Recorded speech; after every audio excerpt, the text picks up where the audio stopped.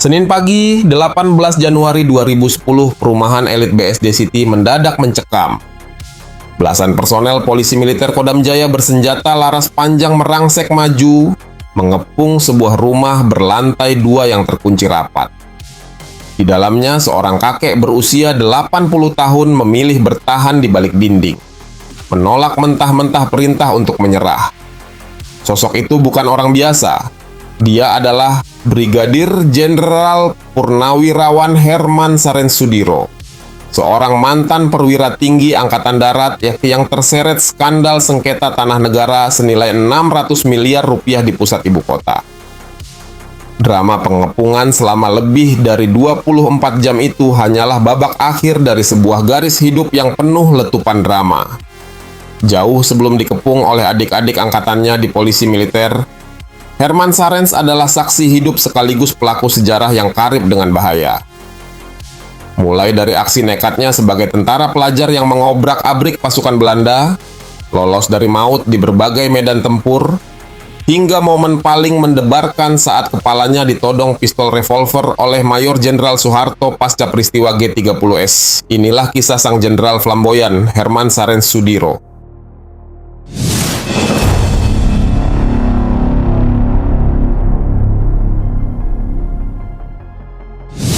Suasana perumahan di BSD City mencekam pada Senin pagi, 18 Januari 2010. Belasan personel polisi militer Kodam Jaya bersenjata laras panjang merangsek masuk dan mengepung sebuah rumah berlantai 2. Petugas keamanan setempat segera mensterilkan area dan memasang garis pembatas agar warga serta wartawan tidak mendekat. Di dalam rumah yang terkunci rapat itu, seorang kakek berusia 80 tahun memilih bertahan dan menolak perintah keluar. Sosok yang sedang dikepung oleh pasukan militer tersebut adalah Brigadir Jenderal Purnawirawan Herman Sarensudiro. Mantan perwira tinggi Angkatan Darat ini mengurung diri bersama beberapa penjaga di dalam kediaman pribadinya. Ketegangan di luar rumah terus meningkat karena sang jenderal tetap bergeming di posisinya. Manuver penjemputan paksa ini menjadi tontonan sekaligus presiden langka dalam sejarah militer modern Indonesia. Proses negosiasi antara tim auditor militer tinggi Jakarta dan pihak keluarga berjalan alot hingga melintasi malam. Herman Sarens menolak menyerah jika petugas berniat mengangkutnya menggunakan mobil tahanan resmi polisi militer di halaman. Sang jenderal merasa statusnya sudah menjadi warga sipil biasa, sehingga institusi militer tidak lagi memiliki hak memperlakukannya seperti tahanan. Di sisi lain, hukum militer menegaskan bahwa proses hukum seorang prajurit tetap berjalan di pengadilan militer jika dugaan tindak pidana dilakukan saat aktif berdinas. Mayor Wirdelboy, salah satu wakil dari Mahkamah Militer, dan 6 personel polisi militer gagal bernegosiasi dengan keluarga sang jenderal. Tapi, ketegangan yang berlangsung lebih dari 24 jam itu mulai menemui titik terang setelah fajar menyingsing pada hari berikutnya. Mantan Menteri Pemuda dan Olahraga, Adiaksa Daud, tiba di lokasi pengepungan untuk bertindak sebagai mediator kedua belah pihak. Adiaksa yang menganggap Herman Sarens sebagai figur orang tua berjalan masuk ke dalam rumah untuk melakukan pendekatan persuasif. Kehadiran tokoh sipil ini berhasil meredam ego sang jenderal tua yang sebelumnya sempat memicu rumor potensi baku tembak di dalam klaster. Tepat pada Selasa siang sekitar pukul 11.19 waktu Indonesia Barat, pintu utama rumah akhirnya terbuka dan mengakhiri drama pengepungan. Herman Sarensudiro bersedia keluar dari rumah, namun tidak lagi dengan langkah kaki tegap seperti saat memimpin pasukan tempur. Petugas melunakkan prosedur dengan mengizinkan Herman dievakuasi menggunakan mobil minibus hitam pribadi miliknya dengan pengawalan 5 kendaraan Pomdam Jaya menuju markas besar TNI di Cilangkap. Operasi penjemputan paksa ini dilakukan karena Herman Sarens sudah 3 kali mangkir dari panggilan resmi Pengadilan Militer Tinggi 2 Jakarta. Kejaksaan militer membutuhkan kehadirannya di ruang sidang untuk mempertanggungjawabkan dakwaan terkait penyalahgunaan wewenang semasa aktif memegang jabatan strategis di ABRI. Tindakan tidak kooperatif dari sang jenderal selama berbulan-bulan dinilai telah menghambat jalannya proses hukum di lingkungan militer. Sikap inilah yang membuat pimpinan Angkatan Darat kehilangan kesabaran dan mengeluarkan perintah operasi penjemputan paksa secara terbuka. Latar belakang kasus hukum yang menjerat Herman Sarensudiro berakar dari sengketa kepemilikan tanah seluas 3 hektare di Jalan Warung Buncit Raya nomor 301, Mampang Prapatan, Jakarta Selatan. Menurut Herman kepada majalah Sartika edisi 19 Mei 1992, pemilikan tanah itu bermula dari perintah Jenderal Ahmad Yani pada tahun 60-an. Jenderal Soeharto, yang saat itu menjabat Panglima Komando Strategis Angkatan Darat, menyarankan agar membeli tanah di Warung Buncit itu. Tanah yang dibeli akhirnya dijadikan arena olahraga berkuda dengan nama Satria Kinayungan. Tempat itu pun kemudian berkembang menjadi sarana olahraga lain, seperti bulu tangkis, tinju, dan kolam renang. Pada 1995, TNI memasang plang bertulisan tanah disita dengan alasan telah terjadi tindak pidana penggelapan menggunakan jabatan. Lahan di pusat ibu kota tersebut dibeli oleh Herman pada dekade tahun 70-an seharga 10 juta rupiah menggunakan dana komando saat menjabat Komandan Korps Markas Hankam Abri. Markas Besar TNI AD menggugat sang jenderal dengan tuduhan penggelapan aset negara karena sertifikat tanah tersebut terdaftar sebagai inventaris milik institusi militer. Sebaliknya, Herman Sarens beserta tim kuasa hukumnya tetap mengklaim lahan itu adalah properti pribadi berdasarkan dokumen peralihan hak yang mereka pegang. Seiring perkembangan tata kota Jakarta, nilai ekonomis dari lahan sengketa di kawasan Warung Buncit tersebut meroket hingga menyentuh angka 600 miliar rupiah pada tahun 2010. Lonjakan nilai aset ini mengubah konflik internal militer menjadi skandal sengketa tanah yang menarik perhatian publik dan media nasional. Setelah dibawa ke Cilangkap, tim Auditorat Militer Tinggi 2 Jakarta awalnya berniat menahan Herman Sarens di dalam sel tahanan militer demi kelancaran persidangan. Namun, rencana penahanan batal setelah tim dokter militer memeriksa kondisi kesehatan sang jenderal. Mempertimbangkan faktor usia yang menginjak kepala 8, otoritas hukum militer melunakkan status hukum Herman menjadi tahanan rumah agar mendapatkan perawatan medis intensif. Persidangan yang digelar beberapa minggu kemudian berjalan tersendat-sendat karena terdakwa absen akibat harus dilarikan ke ruang darurat Rumah Sakit Pusat Angkatan Darat Gatot Subroto. Proses hukum tetap berjalan meski kondisi kesehatan Herman semakin melemah karena faktor usia.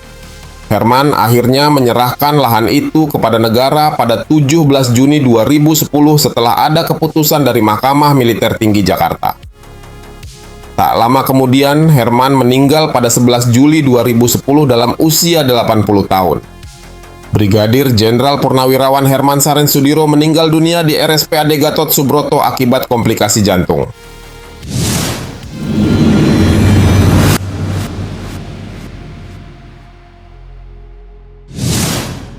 Aksi penjemputan paksa pada tahun 2010 sempat memicu opini masyarakat bahwa Herman Sarensudiro hanyalah jenderal pebisnis. Padahal, Herman meniti karier militernya sejak usia muda dari bawah sebagai anggota Korps Tentara Pelajar pada masa Perang Kemerdekaan. Titik balik keberaniannya tercatat lewat aksi nekat memimpin serangan mendadak terhadap sekelompok tentara Belanda yang sedang bermain sepak bola. Aksi heroik yang memanfaatkan kelengahan musuh ini mengacaukan pasukan Belanda. Bahkan Herman sukses merebut persenjataan beserta truk militer mereka. Pencapaian dalam serangan tersebut langsung menarik perhatian petinggi militer tertinggi di Pulau Jawa. Atas keberanian dan kecakapannya di lapangan, Herman Sarensudiro diangkat menjadi perwira berpangkat letnan oleh Komandan Markas Besar Komando Jawa, Kolonel Sukanda Bratamanggala. Pengangkatan ini terjadi pada masa Perang Kemerdekaan, di mana pangkat letnan dinilai sangat tinggi untuk ukuran anggota Korps Pelajar saat itu. Setelah pengangkatan tersebut, Kolonel Sukanda Bratamanggala langsung memberikan kepercayaan kepada Herman untuk memimpin sebuah operasi militer berskala kecil. Tugas dari Komandan Markas Besar Komando Jawa itu dia tebus dengan memimpin rentetan operasi lapangan yang berat di berbagai wilayah konflik daerah. Herman terlibat langsung dalam operasi penumpasan sejumlah pemberontakan bersenjata yang mengancam kedaulatan negara, termasuk pergolakan Darul Islam. Sepanjang sejarah pengabdiannya di medan tempur, Herman terkenal di kalangan militer karena memiliki nasib yang luar biasa mujur. Dia berkali-kali berhasil lolos dari maut secara ajaib dalam situasi pertempuran sengit yang menewaskan banyak rekan seperjuangannya di lapangan. Karir militer Herman semakin bersinar ketika ditarik ke pusat kekuasaan militer di Jakarta untuk memegang posisi operasional yang strategis.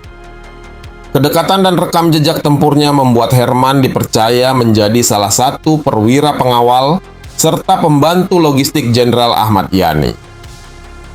Saat itu, Jenderal Ahmad Yani merupakan tokoh militer paling kuat di Indonesia yang menjabat sebagai Menteri Panglima Angkatan Darat. Menjadi lingkaran dalam pengawal Ahmad Yani otomatis menempatkan Herman Sarens di posisi elit dalam dinamika internal Angkatan Darat menjelang tahun 1965.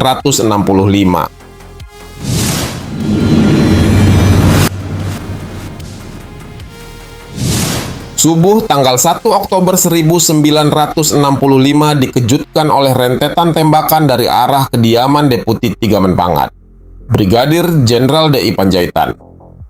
Letnan Kolonel Herman Sarens Sudiro yang tinggal di dekat lokasi langsung terjaga dan berusaha mencari asal letusan senjata bersama pasukannya. Berdasarkan catatan dalam kunang-kunang di langit kebenaran, unit lapangan ini kesulitan melacak posisi tempat kejadian karena hari masih gelap. Begitu fajar menyingsing, Kepala Biro Mabes TNI Angkatan Darat ini segera mengenakan pakaian dinas lengkap untuk memastikan situasi. Herman memutuskan berpatroli menggunakan unit kendaraan tempur lapis baja Panzer Saracen menuju rumah dinas Panjaitan di Kebayoran Baru. Setibanya di lokasi, Herman marah melihat kondisi pelataran depan rumah yang bersimbah ceceran darah sementara Panjaitan tidak ada di tempat. Kepanikan sedang melanda seisi rumah akibat serangan gerombolan bersenjata yang baru saja berlalu meninggalkan lokasi kejadian. Istri Panjaitan, Marike, yang trauma dan ketakutan malah langsung mengusir Herman dari kediamannya tersebut. Melihat situasi lapangan yang lepas kendali, Herman teringat akan instruksi dari Jenderal Ahmad Yani yang pernah disampaikan kepada dirinya. Ahmad Yani menegaskan bahwa jika terjadi situasi genting atau hal berbahaya di ibu kota, Herman harus segera mencari Mayor Jenderal Soeharto. Demi menjalankan perintah tersebut, Herman segera bergerak menuju markas Kostrad di kawasan Medan Merdeka Barat. Dia berangkat bersama Wakil Asisten 2 Menpangat, Brigadir Jenderal Muskita untuk menemui Panglima Kostrad tersebut. Setibanya di markas komando, sebuah kendala personal terjadi di antara para perwira yang akan berkoordinasi ini. Brigadir Jenderal Muskita yang memegang pangkat lebih tinggi ternyata enggan melangkah masuk untuk melapor langsung kepada Soeharto. Faktor penyebabnya adalah Muskita dan Soeharto sudah 3 bulan tidak saling berbicara akibat terlibat perselisihan paham. Kondisi buntu ini memaksa Herman, sebagai perwira menengah yang saat itu belum begitu dikenal di lingkaran elit, melangkah maju sendirian menghadap Soeharto. Di hadapan Soeharto, Herman langsung melaporkan aksi penculikan bersenjata yang menimpa sejumlah jenderal teras Angkatan Darat subuh itu. Dia juga melaporkan temuan lapangan mengenai keberadaan pasukan liar bersial merah dari unsur Cakra Birawa di sekitar lapangan Monas. Soeharto menerima informasi darurat tersebut dalam kondisi kalut dan tertekan, meskipun raut wajahnya tetap tenang. Tanpa banyak bicara, setelah mendengar laporan tersebut, Soeharto langsung mengambil selembar kertas dan menuliskan sepucuk surat rahasia untuk dikirim ke basis pasukan elit. Soeharto mempercayakan surat rahasia tersebut kepada Herman dan memerintahkannya bertindak sebagai kurir menemui Komandan RPKAD, Kolonel Sarwo Edi Wibowo. Herman memacu kendaraannya membelah blokade jalanan ibu kota menuju basis pasukan Baret Merah di kawasan Cijantung, Jakarta Timur. Setibanya di gerbang markas, situasi tegang terjadi ketika Herman dihentikan secara paksa dan senjatanya dilucuti oleh anak buah Sarwo Edi. Setelah melewati pemeriksaan, dia diizinkan masuk ke dalam ruang kerja untuk menyerahkan surat perintah dari Kostrad tersebut. Begitu membaca surat dari Soeharto yang dibawa oleh Herman, air muka Kolonel Sarwo seketika berubah menjadi murka. Surat tersebut berisi pesan pendek. Keadaan sangat gawat. Pasukan supaya dikonsinyir. Dan lekas temui saya di Kostrad. Herman yang sempat ditahan sementara oleh penjaga akhirnya dilepaskan kembali setelah misi penyampaian pesan rahasia tersebut selesai. Dokumen yang diantar oleh Herman ini menjadi penentu bergeraknya mesin tempur elit ERPKAA menuju Monas untuk memulai operasi penumpasan. Rangkaian inisiatif taktis yang digelar Herman sepanjang tanggal 1 Oktober 1965 ternyata berbuntut panjang dan memicu ketegangan baru pada keesokan harinya. Pada pukul 9 pagi tanggal 2 Oktober 1965, Herman sedang mandi di rumahnya yang berlokasi di Jalan Daksa, Kebayoran Baru. Ketenangan pagi itu pecah ketika istrinya menggedor pintu kamar mandi dari luar untuk menyampaikan adanya telepon penting dari markas Kostrad. Panggilan telepon tersebut dari Mayor Jenderal Soeharto yang memerintahkan Herman untuk segera menghadap ke Kostrad saat itu juga. Herman segera mengenakan seragam dinasnya dan bergegas menuju markas Kostrad guna memenuhi panggilan mendadak dari sang jenderal. Setelah melangkah masuk ke dalam ruang kerja pimpinan Kostrad, Herman langsung mengambil posisi tegap dan memberikan hormat kepada Soeharto. Soeharto mempersilakan perwira menengah tersebut untuk duduk di kursi tepat di depan meja kerjanya. Suasana di dalam ruangan seketika berubah menjadi sunyi dan kaku tanpa ada sepatah kata pun yang keluar dari mulut sang Panglima Kostrad. Tanpa berbicara apa-apa, Soeharto hanya membuka laci mejanya dan mengambil sepucuk pistol revolver yang langsung diarahkan tepat ke muka Herman.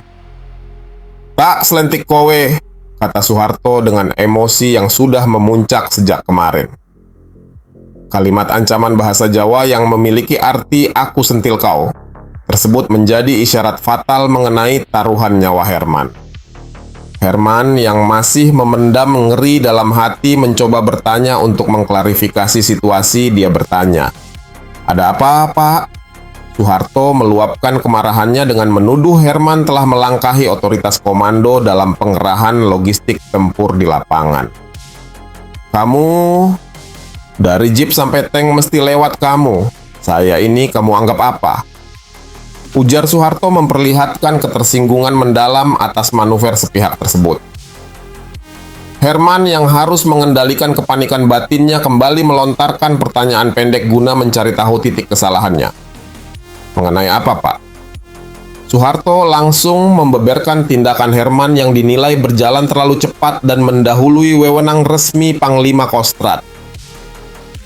"Kamu memberi 10 truk kepada kavaleri yang kamu ambil dari gudang Cakrabirawa," jawab Soeharto mengungkap alasan utama aksi penodongan senjata tersebut.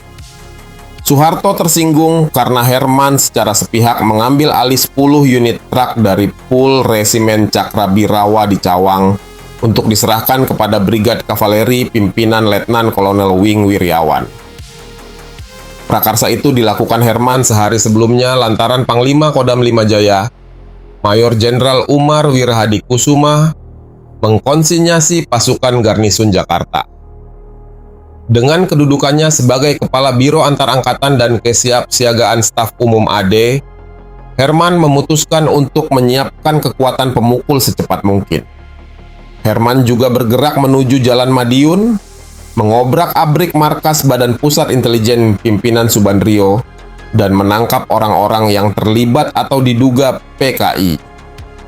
Rentetan tindakan Herman yang dinilai terlalu cepat dan melibatkan pasukan skala masif inilah yang menimbulkan kesalahpahaman dengan Soeharto. Beruntung, setelah argumen dijelaskan, Soeharto menurunkan ketegangannya dan mengembalikan pistol revolver tersebut ke dalam laci mejanya. Insiden todong kepala yang mendebarkan di ruang kerja Pangkostrat tersebut akhirnya menyisakan sebuah memori kelam bagi Herman. "Kalau meledak mati gue," kenang Herman bertahun-tahun kemudian kepada sejarawan Rusdi Hussein saat menggambarkan kemarahan Soeharto tersebut. Meskipun mengawali relasi dinasnya dengan ancaman peluru, peran aktif Herman sebagai perantara taktis antara Soeharto dan Sarwo Edhi berbuah mujur. Keberaniannya melapor serta ketepatan waktunya menembus blokade Cijantung meninggalkan kesan mendalam bagi para petinggi militer. Pasca peristiwa tersebut, karier militer Herman Sarenes Sudiro naik secara signifikan, perlahan namun pasti menuju jenjang perwira tinggi. Lembaran sejarah subuh penuh pergolakan di ibu kota itu mencatat namanya sebagai perwira lapangan yang berhasil mengubah ancaman maut menjadi batu loncatan karier yang moncer.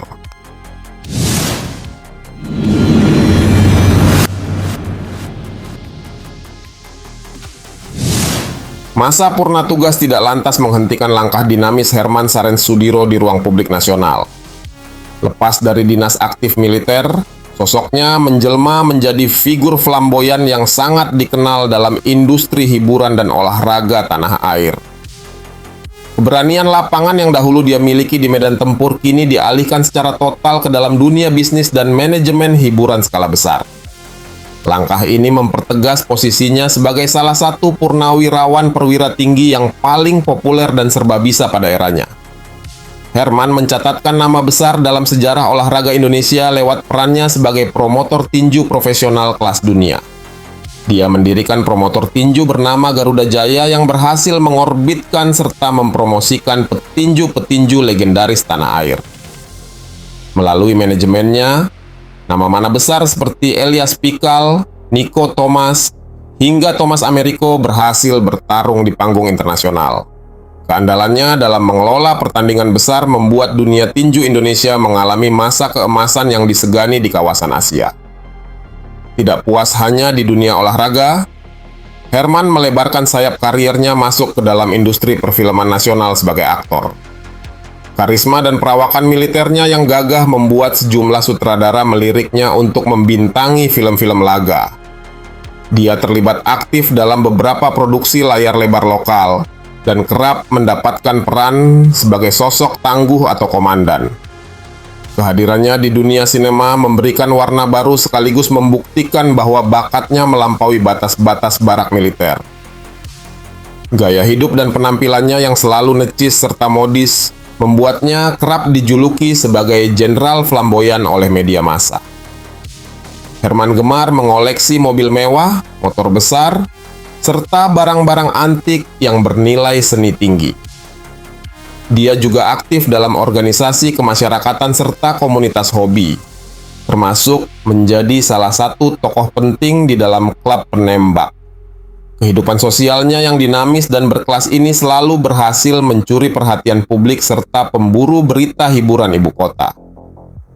Di balik gemerlap dunia hiburan, Herman tetap menjaga jaringan dan pengaruh politiknya di lingkaran elit kekuasaan Orde Baru. Kedekatan historisnya dengan Presiden Soeharto sejak masa krisis 1965 membuatnya memiliki posisi tawar yang kuat dalam dunia bisnis. Dia memanfaatkan relasi tersebut untuk membangun berbagai lini usaha, mulai dari sektor jasa keamanan hingga pengelolaan aset properti. Pengaruh kuat ini terus bertahan selama puluhan tahun sebelum akhirnya dia harus tersandung kasus hukum di masa senjanya. Perjalanan hidup Herman Sarenes Sudiro dari seorang tentara pelajar hingga menjadi bintang panggung olahraga dan hiburan merupakan potret sejarah yang unik. Dia berhasil membuktikan bahwa seorang perwira tinggi militer mampu beradaptasi dan mendominasi sektor sipil yang sekuler. Kiprahnya sebagai promotor tinju dunia dan aktor layar lebar tetap dikenang sebagai warisan budaya populer Indonesia. Kisah hidup sang jenderal flamboyan ini resmi berakhir dengan meninggalkan jejak karier warna-warni yang sulit dicari tandingannya.